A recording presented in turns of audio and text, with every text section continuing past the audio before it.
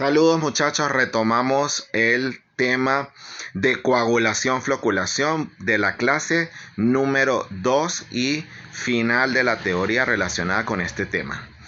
Los ayudantes de coagulación o polímeros son un polímero es la unión de varios monómeros, es decir, son cadenas orgánicas largas, pesadas, de alto peso molecular, ramificadas, pueden ser naturales o sintéticas y pueden estar cargadas eléctricamente o ser polielectrolitos catiónicos o aniónicos. Los polímeros en polvo se usan bajo la forma de suspensión. Por lo general requieren tiempos de 30 a 60 minutos.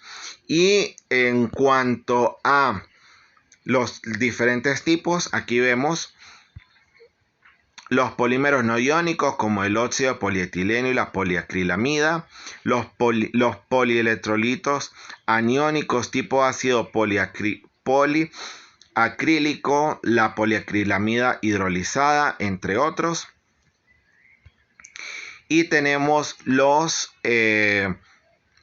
polielectrolitos catiónicos como el CAT-FLOT o la imina de polietileno. Vean que cuando utilizamos los polielectrolitos directamente como coagulante para el mecanismo de puenteo químico, lo utilizamos en concentraciones altas de entre 1 a 5 miligramos por litro. Pero si los utilizamos como coadyuvantes de la coagulación, es decir, como floculante, lo utilizamos en concentraciones más bajas de entre 0,1 a 2 miligramos por litro. Tenemos los diagramas de coagulación que relacionan varias variables, pero no tantas. Ya vamos a ver más adelante.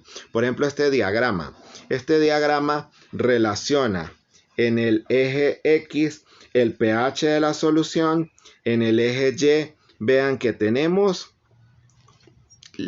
el sulfato de aluminio, su concentración en miligramos por litro. Y si uno el eje X con el eje Y, es decir, el pH con la solución coagulante, voy a entrar en alguna zona. Por ejemplo, puede ser que con un determinado pH y una determinada concentración, yo caiga en una zona. Puede que esa zona sea, por ejemplo, la de barrido óptimo, o puede ser que sea la de neutralización o una combinación de varios mecanismos de neutralización, etc. Entonces, vean que este diagrama para el sulfato de aluminio solo considera las variables concentración del coagulante, pH, para determinar cuál es el tipo de coagulación que se puede obtener. Seguimos con los diagramas de aluminio. En este caso vemos un diagrama de aluminio que además del pH y la concentración, nos dice más o menos cuál sería el porcentaje de remoción que yo podría obtener. Por ejemplo, si yo quiero estar en esta zona de remoción del 90%, yo debería estar a un pH de 5 y usar una concentración más o menos de 5 miligramos por litro de coagulante.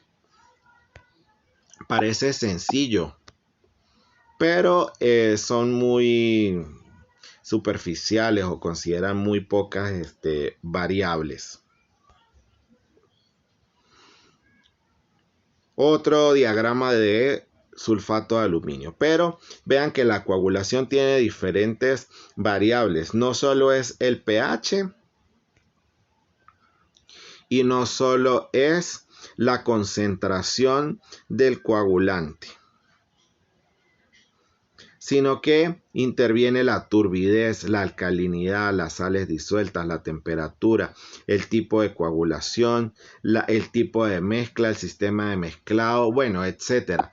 Casi 10 variables, y el gráfico lo que tiene es 2 o 3 variables. El resto de variables, ese gráfico no las puede predecir, y por ello las dosis que obtengo utilizando esos gráficos no son las más ideales. El pH influye en la coagulación porque los coagulantes trabajan a un pH idóneo. Por ejemplo, el alumbre, vean que trabaja entre 4 y 7, o el cloruro férrico entre 3.5 y 6.5, o a pH mayores a 8.5. Entonces, dependiendo del tipo de coagulante, hay que garantizar el pH idóneo para que la reacción se dé de la mejor manera. Asimismo, hay que tener en cuenta el tipo de coagulación. Por ejemplo, un tipo de agua 1 es de baja concentración de coloides y de baja alcalinidad. Como es de baja concentración de coloides, los podemos remover por formación de precipitados, es decir, por una coagulación de barrido. Para lograrlo, como requerimiento, debo aplicar una alta dosis de coagulante, y como la alcalinidad es baja, debo aplicar alcalinidad para incrementarla con adición de agentes modificadores o incrementadores de la alcalinidad, que típicamente se aplican junto con el coagulante. Entonces vean que, por ejemplo, el alumbre se tiende a aplicar con carbonato de calcio. El sulfato de aluminio con cal viva, o con cal apagada, o con carbonato de sodio, etc. Influyen las sales disueltas porque modifican el rango del pH óptimo para la reacción de coagulación, modifican el tiempo requerido para la floculación, la cantidad de coagulante requerido, entre otros factores. La temperatura también es importante porque influye en todas las reacciones químicas. La dosis óptima, que ya vimos que no es la forma más adecuada de utilizar estos gráficos. La influencia de la mezcla, muy importante. La coagulación es en mezcla rápida, de pocos segundos, no debería pasar de 5 o 10 segundos. En términos generales, no debería pasar de 1 minuto, como máximo 1 minuto. Con gradientes de velocidad de hasta 700 o incluso hasta 1000 segundos a la menos 1. Puede realizarse la mezcla para coagulación hidráulica en canaletas Partial, en resaltos hidráulicos o en vertederos, y la mezcla rápida para coagulación hidráulica, mecánica, se puede hacer en tanques de mezcla mecánica con hélices marinas o con turbinas. Mientras que para la floculación, la mezcla es lenta, con gradientes de velocidad que no superen los 100 segundos a la menos 1, con tiempos de retención entre 20 y 40 minutos, como 30 minutos. Puede ser floculadores hidráulicos de pantallas de flujo horizontal o de flujo vertical, porosos, o floculadores mecánicos como de paletas, por ejemplo, o de algunas turbinas que giren lentamente. En cuanto a la turbidez, es muy importante porque es lo que queremos remover. Mientras mayor sea la turbidez, pueden reaccionar unas partículas con las otras para de alguna manera formar ciertos coágulos y removerse de manera natural al menos una parte de la turbidez. Luego la otra parte, que ya va a quedar una concentración baja de turbidez, sí la debemos remover por coagulación, floculación. Incluso para remover esa pequeña cantidad de turbidez remanente, así como para remover turbidez en baja concentración, se consumen altas concentraciones de coagulante para producir coagulación de barrido.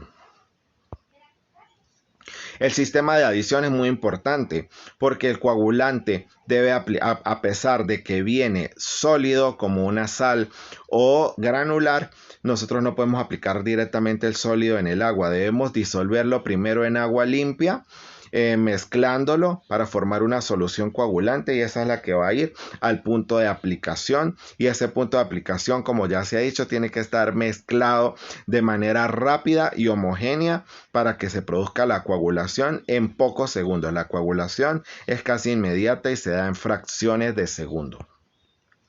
Aquí vemos un sistema de adición. En este sistema de adición, en principio, tenemos esta tolva. En esta tolva se añade el sulfato de aluminio granular o en polvo y va a caer en este tanque. En este tanque se hidrata con agua y pasa a este tanque, que es donde hay un mezclador mecánico que forma la solución, y luego va a al tanque de distribución para que vaya al punto de aplicación.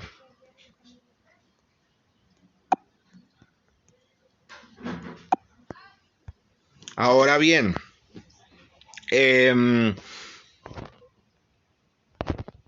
hay sistemas donde todo esto es en grandes plantas, ¿no? Pero en plantas pequeñas no podemos darnos el lujo de que solo para preparar el coagulante se vayan más de 3, 4 tanques. Lo ideal es hacerlo todo en un solo tanque, que esté la tolva, que en la tolva caiga directamente a ese tanque, pero en ese tanque de una vez esté el mezclador y de una vez vaya al punto de aplicación sin pasar por tantos tanques. Entonces en una sola unidad hacerlo todo de manera compacta. Vean que las dosis típicas, por ejemplo, alumbre con soda cáustica 3:1, por cada 3 de alumbre 1 de soda cáustica, o por ejemplo el sulfato ferroso más cal hidratada en una proporción 4:1, por cada 4 de sulfato ferroso 1 de cal hidratada. Vean que en el caso de soda cáustica, cal hidratada, carbonato de sodio, etcétera, son bases, es decir, son agentes incrementadores de la alcalinidad, ya que hemos repetido en varias oportunidades que la coagulación es la reacción del coagulante con la alcalinidad del agua para producir un compuesto que va a neutralizar la carga y el exceso, la carga del coloide, y el exceso del compuesto va a formar un precipitado. Eso es lo que ocurre básicamente en las reacciones de coagulación.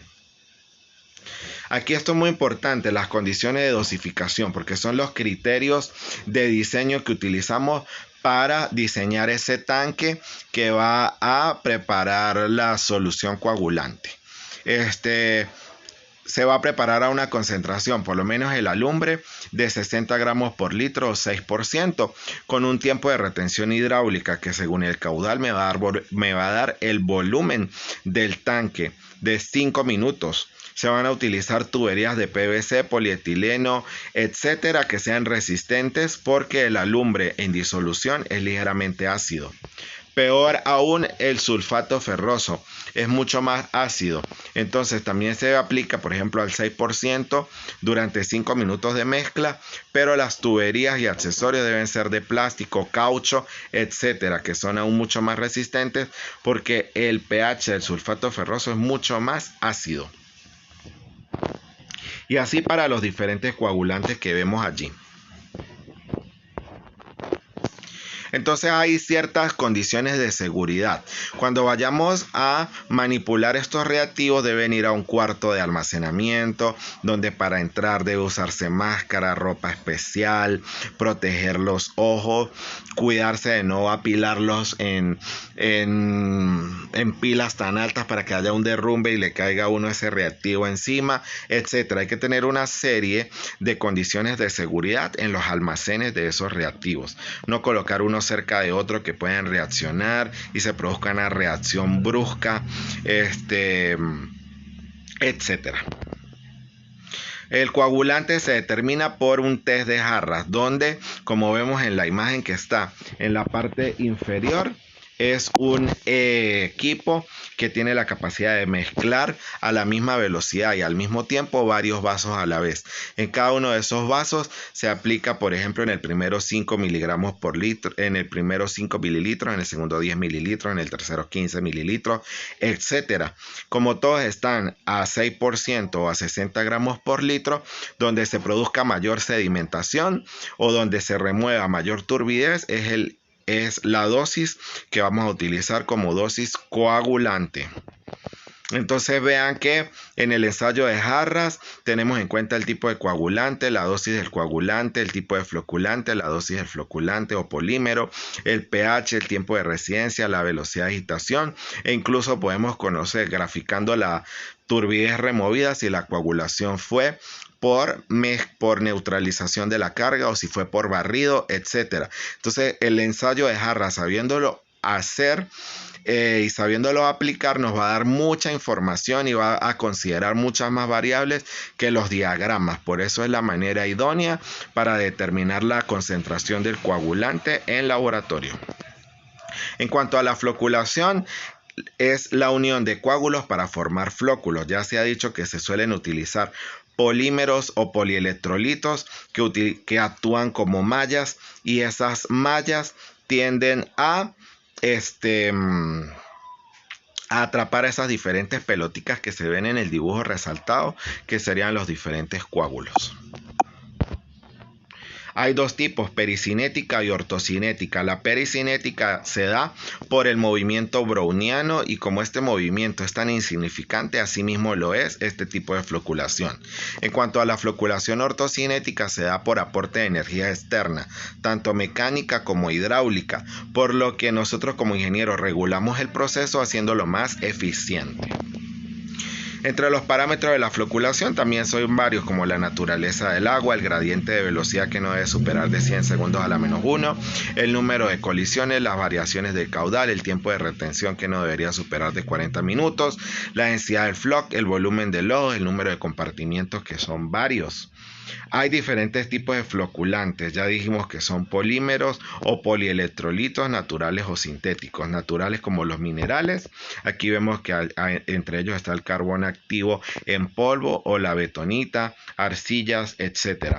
Y entre los sintéticos están los aniónicos, los no iónicos y los catiónicos. Asimismo están los polielectrolitos naturales. Ya los hemos mencionado anteriormente y recordamos que si se utilizan en alta concentraciones como coagulante principal para el método de puenteo químico, y si se utilizan en concentraciones bajas es como coadyuvantes de la coagulación, o floculantes que se aplican junto con por ejemplo sulfato de aluminio que se aplicó al principio, o cloruro férrico, por mencionar algunos.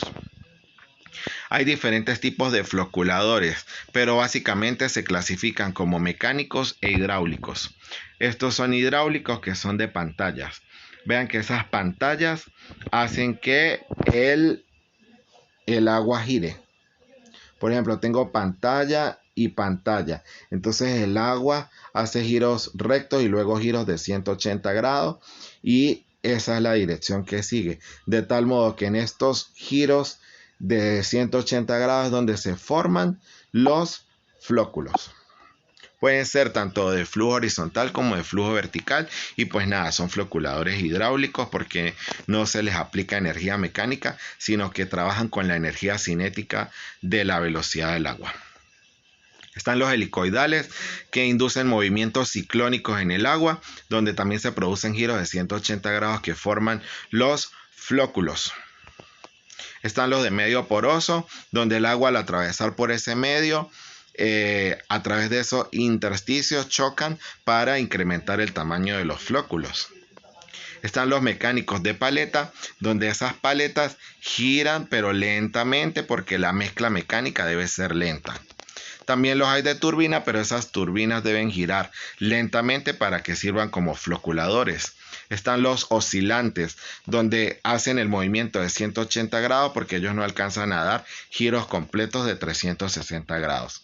Están los tubulares, en los cuales tiene tramos rectos, pero en las curvas de 180 grados es donde se forman los flóculos. Y están los de reactor con agitación, que son mecánicos, pero deben girar lentamente para inducir la floculación. Bueno, muchachos, con esto cerramos la clase teórica de coagulación-floculación.